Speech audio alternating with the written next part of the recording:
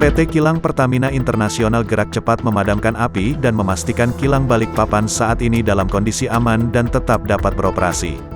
Peristiwa terjadi sekitar pukul 10.32 waktu Indonesia Tengah.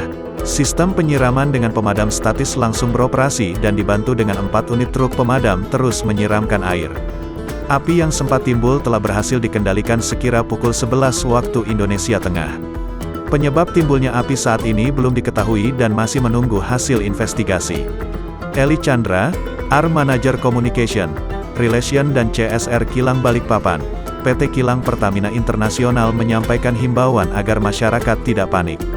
Karena kejadian tersebut masih di dalam perimeter kilang dan saat ini api telah berhasil dikendalikan, terangnya, Jumat, tanggal 4 Maret tahun 2022. Saat ini tim terus melakukan pendinginan dengan menggunakan air dan foam. Eli menambahkan bahwa kilang juga tidak mengalami kendala serta tetap dapat beroperasi.